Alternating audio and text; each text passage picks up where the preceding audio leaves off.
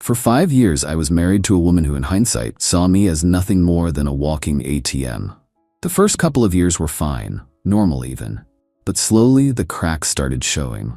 Lena had expensive tastes but no income to support them. She always had an excuse. She was working on herself, waiting for the right opportunity, planning her future.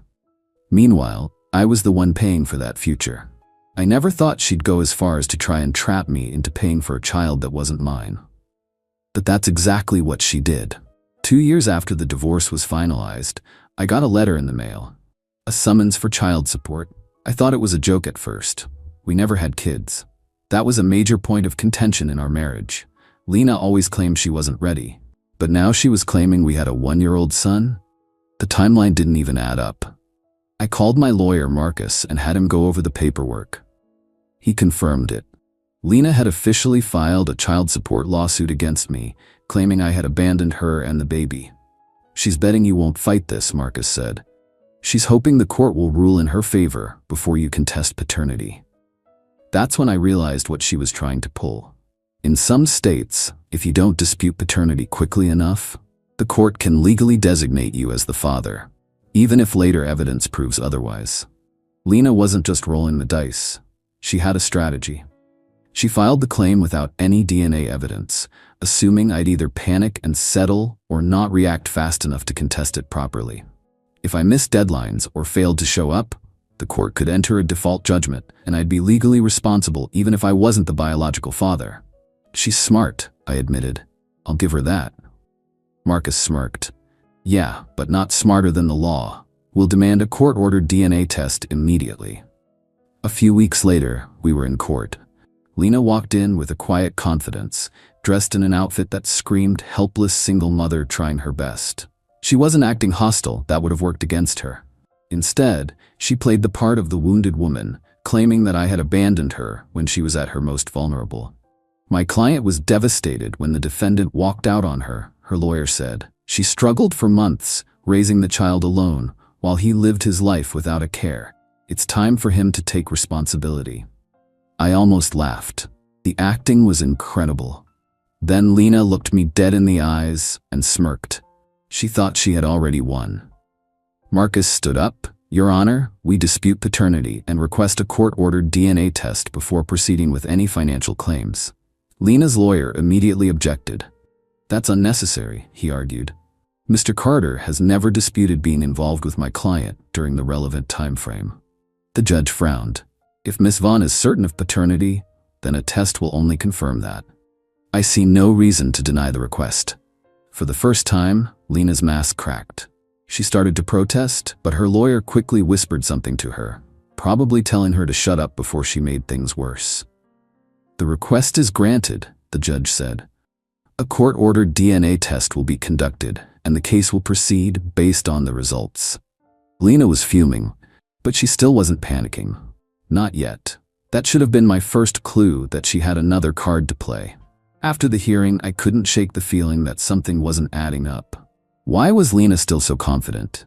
Marcus and I decided to dig deeper. Through financial records, we discovered Lena had been receiving monthly payments from another man, Daniel Vaughn. "Who the hell is Daniel?" I asked. "Not sure," Marcus replied, "but based on the amounts and timing, it looks like child support." I sat up straight. "Wait, you're telling me someone else was already paying her?" Marcus nodded. "Yeah, but here's the weird part. He stopped sending money 6 months ago." That's when it clicked. Lena had already named someone else as the father. She had been getting child support from Daniel for months, but for some reason, that arrangement fell apart. And the moment Daniel stopped paying, she came after me instead.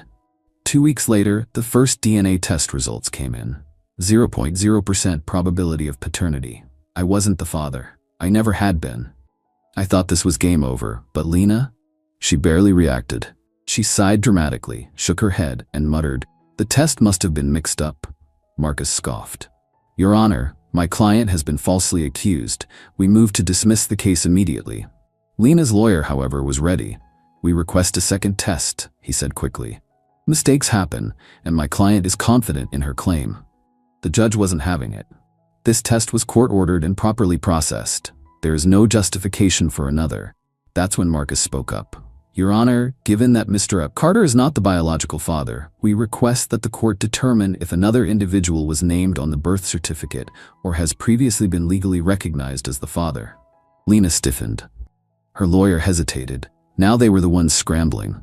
The judge turned to Lena. Miss Vaughn, was another man legally acknowledged as the child's father? Lena didn't answer, but Marcus was ready. We have reason to believe that Mr. Eddie Vaughn has been receiving financial support from a man named Daniel Vaughn, who may have been led to believe he was the child's father. If this is true, then my client was not only falsely accused, but Ms. Vaughn may have attempted to commit financial fraud against multiple parties. The courtroom fell into silence. Lena's face turned pale. She knew she had just lost. The judge sighed.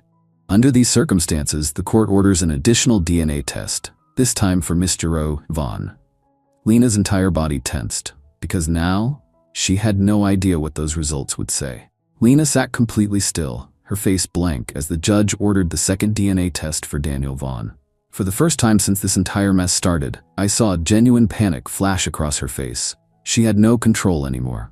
Her entire case was built on confidence, manipulation, and the hope that I'd roll over and take responsibility before she ever had to prove anything. But now, the judge had backed her into a corner, and something told me she didn't know how to get out. I needed to understand how someone could pull a scam like this without thinking about the consequences. So I did some digging. Through mutual acquaintances, I learned that after our divorce, Lena jumped from relationship to relationship, never staying with one guy for too long. She burned bridges everywhere she went, borrowing money she never repaid, making promises she never kept. Then, about 2 years ago, she disappeared from social circles completely. That's when she got pregnant. She told people that the father had abandoned her.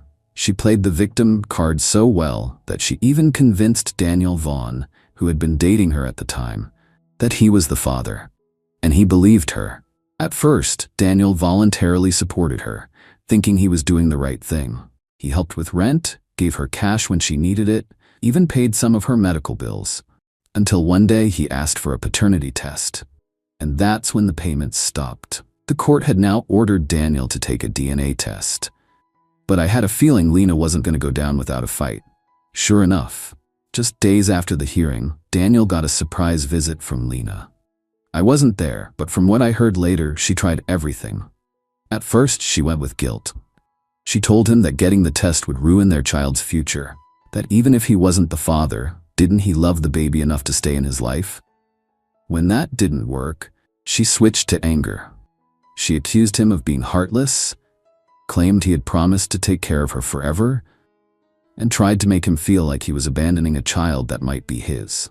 But Daniel had already been burned once. He told her in no uncertain terms that he wasn't giving her another cent until the results came back. And that's when she went for the last resort. She told him she was pregnant again. Daniel called me immediately after it happened. Man, he said, his voice filled with exhaustion. She just told me she's pregnant again. I nearly dropped my phone. Wait, what? She swore she just found out, said she was going to wait to tell me, but that she needed me to do the right thing and be there for her this time. Are you serious? She even showed me some tests, but something felt off. It was just a picture, not an actual test. I think she was lying. That's when I knew Lena was completely unraveling. She must have realized she was backed into a corner, so she was trying to create a new emergency, one that would distract Daniel long enough to get him to stop cooperating with the courts. I told Daniel to stay the course. If she was really pregnant, let her prove it with medical records. But deep down, I was almost sure she was lying. She was running out of time. A week later, we were back in court. Daniel had done the test, and the results were finally in. I expected Lena to be nervous, maybe even angry, but when she walked in, she looked weirdly confident again. Marcus noticed it too. She's got something planned, he muttered. The judge started the hearing. Before we go over the DNA test results, is there anything either party would like to present? Lena shot up immediately. Yes, Your Honor, I have something important to share. She cleared her throat dramatically, then looked right at Daniel. I'm expecting another child, she said, her voice shaking like she was barely holding back tears. I didn't want to bring this up in court, but given the circumstances, I feel like it's important to say that I will need support." The judge held up a hand.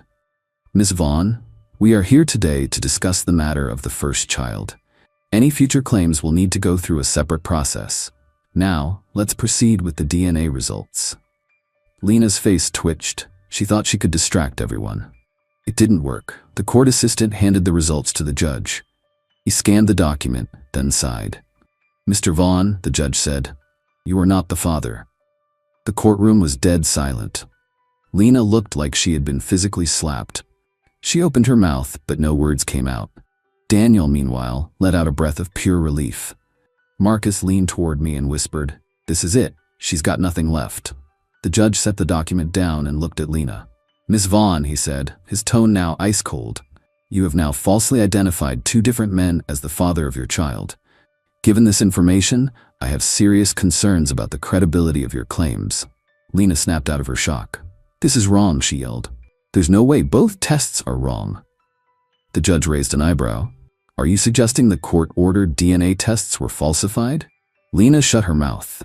She knew better than to accuse the court of fraud. But now, she had nowhere to go. I sat back in my chair and waited. Because this was the moment she realized everything had fallen apart. Lena's entire body tensed as the judge finished reading the second DNA test results. Not once, but twice she had falsely named men as the father of her child. And now, with nowhere to hide, she looked like she might actually throw up. For the first time, she wasn't smirking. She wasn't faking tears. She was just silent. But that silence didn't last.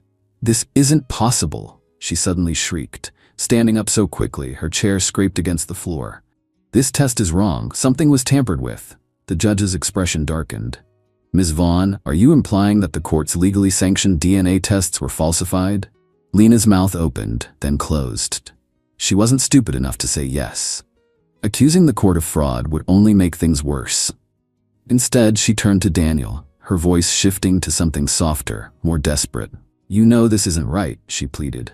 "You were there for me, for the baby. He has to be yours. We were together the whole time." Daniel, who had been sitting quietly this whole time, just shook his head.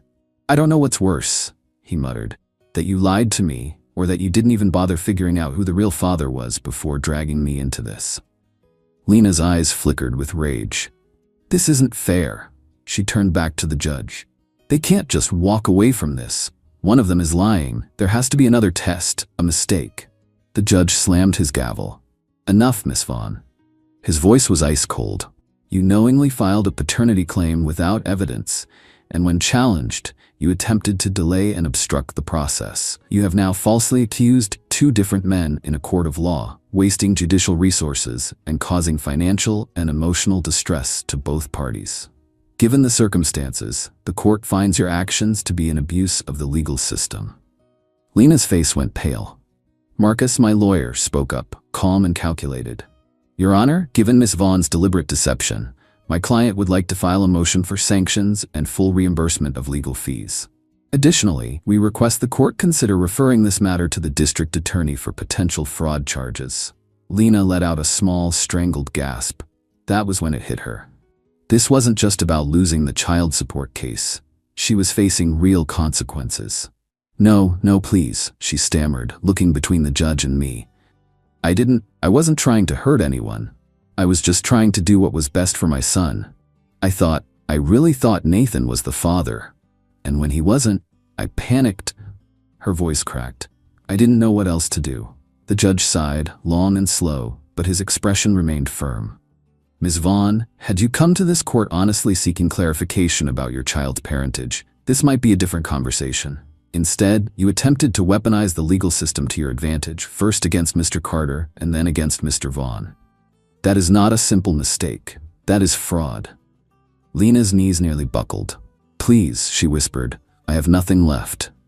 For the first time since this all started, I actually believed her. She had nothing. No credibility, no financial support, and now she was about to have real legal problems. The judge turned to me and Daniel. "Mr. Carter, Mr. Vaughn, do either of you wish to pursue additional civil action?" Daniel crossed his arms. "Absolutely. I want every cent back that I ever gave her." Lena sucked in a breath, horrified. I leaned forward. I'll settle for the court sanctioning her and ordering her to pay all my legal fees." The judge nodded. "This court orders Ms. Vaughn to reimburse all legal costs incurred by the defendants. Additionally, a copy of these proceedings will be forwarded to the district attorney's office for review. Ms. Vaughn, I strongly suggest you retain legal counsel, as you may be facing criminal charges for fraudulent claims." Lena sat frozen, staring at the judge like she couldn't process what had just happened. 2 DNA tests, 2 false claims, now facing legal consequences. The gavel slammed one final time. "This court is adjourned." Daniel didn't even look at her as he walked out. I followed, feeling lighter than I had in years. Behind us, Lena finally broke down, a sobbing mess in an empty courtroom. She had played the system for years. Now, the system had played her, and I was done.